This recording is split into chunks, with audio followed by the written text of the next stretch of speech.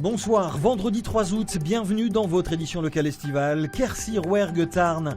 Il y a 40 ans disparaissait Jacques Brel. Un hommage insolite lui est rendu dans le Lot. Son portrait est apparu dans un champ. Mais d'abord, direction le Tarn dans les vignes de Gaillac où un robot vigneron est en cours de développement. Sans doute une aide précieuse pour les producteurs bio. Chaque saison, c'est la même histoire pour Francis Mar. Ce producteur de vin bio doit désherber ses vignes avant les vendanges, le tout sans produits phytosanitaires. Pour faire ce travail-là, donc il faut un tracteur, un chauffeur. Donc c'est assez facile de conduire dans la vigne, mais il faut rester au milieu du rang. Et en fait, dès qu'on fait des petits écarts derrière, voilà, on passe plus ou moins près des ceps. Voilà. Un travail nécessaire pour empêcher l'herbe de perturber la pousse des grappes, qui demande des moyens humains, mais aussi du temps. Il y a toujours un arbitrage de travaux à faire, compte tenu de l'équipement du tracteur que l'on a, du chauffeur. Et donc ça devient un peu fastidieux.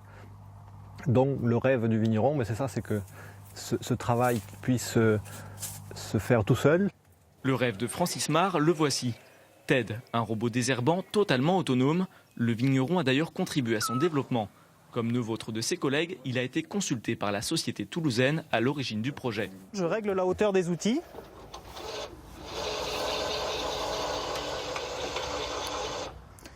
Et ensuite, il est parti pour réaliser toute la parcelle. Il fera un rang après l'autre.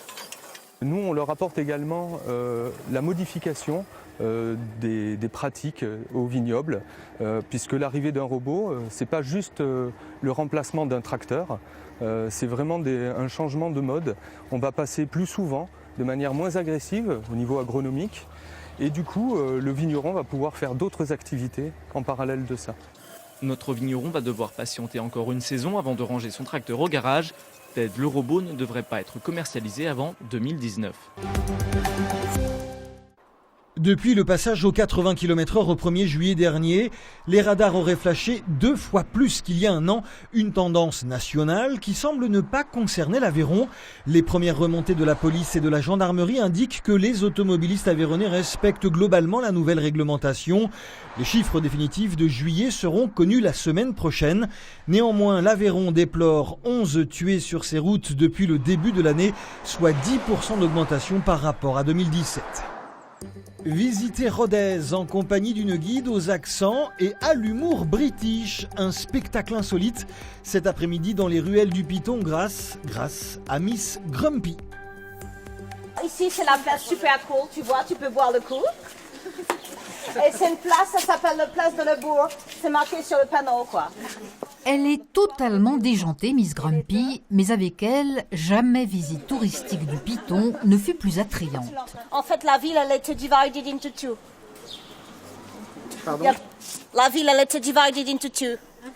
Into two parts. Elle raconte avec simplicité et beaucoup de fantaisie quelques récits de l'histoire de Rodez. C'est sa manière d'être surtout qui me fait rire.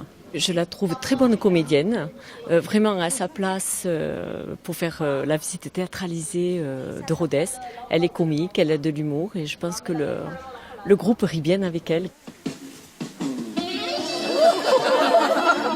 De la place du Bourg à celle de la Cité, de l'église Sainte-Madeleine au passage Mazel, improvisant, apostrophant, haranguant ses ouailles, Miss Grumpy réinvente le métier, 90 minutes, l'oreille à l'affût. Je viens de Leamington Spa dans l'Angleterre et j'ai fait dans l'étude de la littérature dans l'Angleterre et après je suis venue dans la France parce que j'adore le voyage quoi. Et après j'ai commencé à faire le tour de la France et je me suis arrêtée dans la région de l'Occitanie quoi. Et faire ce type de visite, c'est quelque chose qui vous est habituel ou c'est venu comme ça? Vous avez eu un choc à la tête ou je sais pas? Ah, j'ai pas le choc à la tête, non.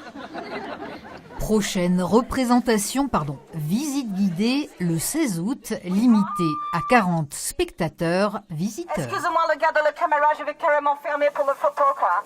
Oui, carrément quoi. Une œuvre végétale a poussé dans le Lot. Inaugurée hier, elle représente le portrait de Jacques Brel, un hommage rendu par des admirateurs du grand Jacques pour les 40 ans de sa disparition.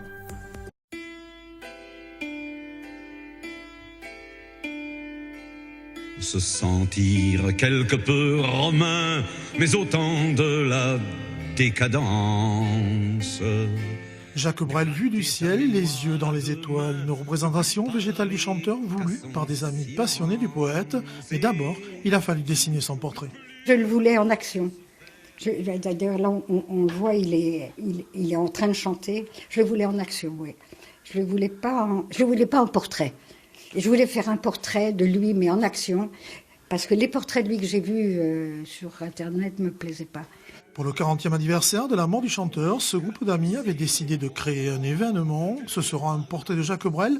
Au sol, l'image fait 110 mètres de long sur 55 de large. Ce n'est pas une sculpture, ce n'est pas une peinture, c'est du land art, ce qu'on appelle du land art, c'est-à-dire c'est essayer de représenter quelque chose pour que tout le monde puisse le voir dans la nature et en profiter. On a travaillé sur une anamorphose parce que c'est compliqué comment dire, pour que tout le monde puisse le voir, il faut qu'il soit travailler d'une certaine façon au sol, donc c'est un petit peu, quand on est au niveau du sol, c'est totalement patatoïde, mais quand on est là-haut à Belaï, on a une vue parfaite sur la tête de Jacques Brel. Après avoir choisi le concept, il a fallu trouver un terrain en location. Ensuite est venu le traçage et le paillage représentant vue du ciel, le visage du chanteur. Un travail effectué avec l'aide d'un paysagiste. Les moyens techniques pour ce projet, c'était de la végétalisation du visage. Donc il a fallu réfléchir à différentes variétés de graminées qui puissent s'adapter à la sécheresse, qui ne soient pas trop poussantes. Et également du trèfle qui résiste un petit peu plus à la sécheresse encore que le gazon, voilà, pour pas être obligé de le tondre toutes les semaines. Cette œuvre éphémère sera visible jusqu'à début octobre. T'as voulu voir Vierzon et on a vu Vierzon. T'as voulu voir Vesoul et on a vu Vesoul.